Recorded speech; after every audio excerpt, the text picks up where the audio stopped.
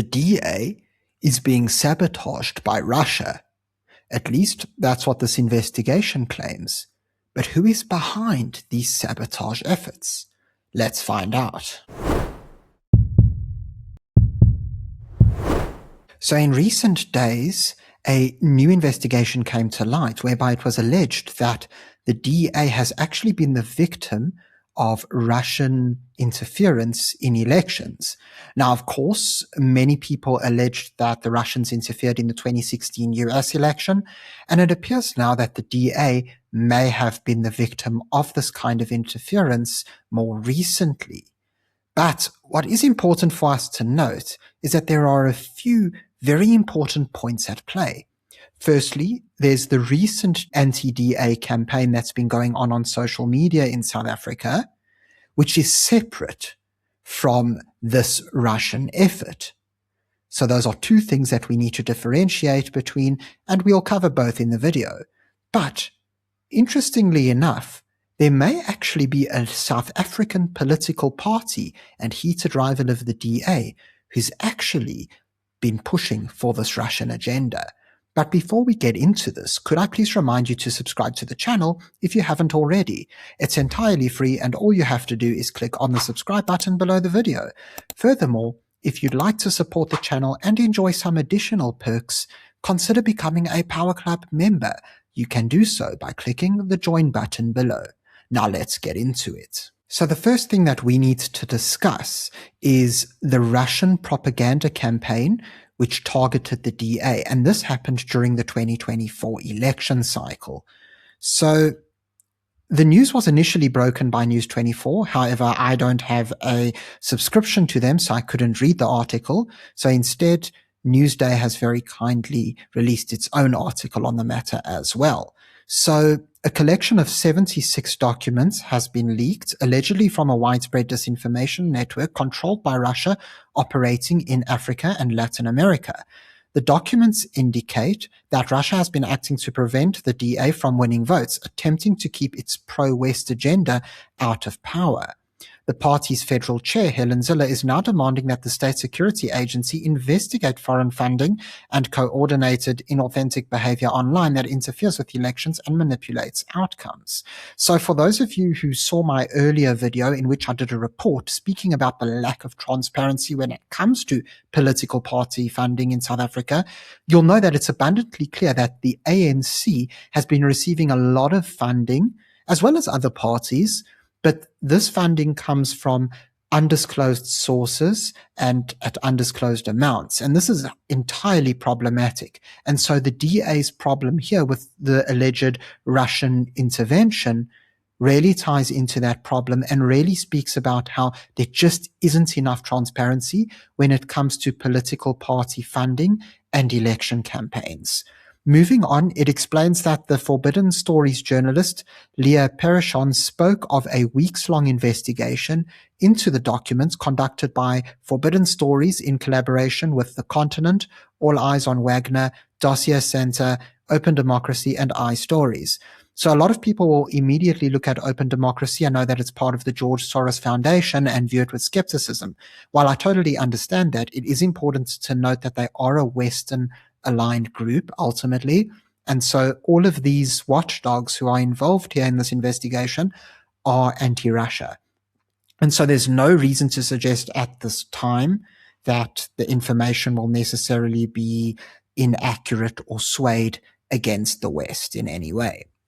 So through open source research, comparisons with previous investigations, and the expertise of European security sources, the consortium confirmed that the documents and their content are authentic, the publication said, and the data leak offers insight into Russian operations deployed in more than 30 countries, including South Africa.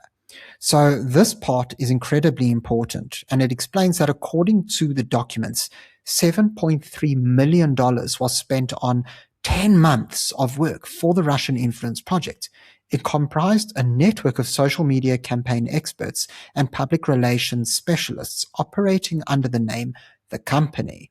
South Africa was among the top 3 countries with the highest expenditure on influence campaigns after the Central African Republic and Mali. And then according to the publication's research, the goal of the company was to launch a counter campaign against the DA party. So I'm not going to go through the entire article because it is quite lengthy, but of course you can head on over to Newsday and check it out. But something I will point out are just some of the nefarious activities that were carried out. So it explained how part of the campaign included creating a viral post of racist mugs, supposedly ordered for the birthday of the leader of the Democratic Alliance, to leverage the historical perception of the DA as a white party and tarnish its image. A screenshot of a widely circulated tweet showing the mugs with the caption, "A party that promotes a slogan that represents something we have been battling with for years is not a party for the people." Interestingly enough, there was another incident where it explained how the company viewed the post regarding the racist mugs as a success, with documents detailing that the hashtag DA must fall became for some time the most popular in South Africa. And so if this investigation is credible, this is a very effective campaign that they ran against the DA. But what really interested me when reading about this is that it actually triggered some old memories for me, which is that there is a certain political party that seems to have incredibly close ties to Russia, specifically in the build-up to the 2024 general election. While many of you may think that I'm talking about the ANC, I'm actually talking about the MK party of Jacob Zuma. So in this article, which was initially published by Bloomberg, it explains how Russian X-accounts, or rather pro-Russian X-accounts, had been promoting the MK party ahead of the 2024 election. And this was according to the Center for Information Resilience. So if we go into it, we see how several X-accounts were praising Russia's invasion of Ukraine since it began in February 2022, and have actually drawn parallels between Zuma's leadership and that of Russian President Vladimir Putin. And they've been used to promote the new party ever since, the CIR said in research shared with Bloomberg. The most prominent of the accounts on X, formerly known as Twitter, has about 170,000 followers and constantly posts endorsements of MKP and Zuma, said Tom Southern, the London-based independent non-profit director of special projects. The account interacts with thousands of others, amplifying its impressions, the CIR research shows. At times, those impressions exceed 1 million per post. What's also really interesting to note here is that the fact that Jacob Zuma's party is a beneficiary is even less surprising. This is according to Priyal Singh, a senior researcher at the Pretoria-based Institute for Security Studies. There are deep interpersonal relationships within the ANC and associated parties within South Africa with the Russian elite and President Putin going back decades. And so what this immediately does is it creates a sort of potential triangle whereby you have this so-called Russian influence or Russian influencer network, and it appears that they might be tied to the MK party, as suggested by this 2024 research study, and perhaps at the same time, this exact same Russian network, or an overlapping network of sorts, has this anti-DA election campaign going on. And so all of a sudden, there seems to be quite a big reason for South Africans to worry. Because yes, a lot of people allege that the West tries to interfere. Some people even go as far as to say that Israel tries to interfere with local politics. But this seems to be very credible and very real Russian intervention in South Africa. And let's not forget the fact that from the Russian perspective, parties such as the MK, EFF, and ANC are on the right side ideologically, whereas those who are more pro-West, such as the DA, are on the wrong side. And so this is quite concerning, to say the least. While we are yet to learn the extent to which Russian interference truly did help promote the MK party during the 2024 general election, what is clear is that the MK party has explicitly supported Russia, as we learned late last year. So just to remind us all, there was this incident whereby, as explained in the article, there were 17 MK party members who were allegedly sent to fight in Russia.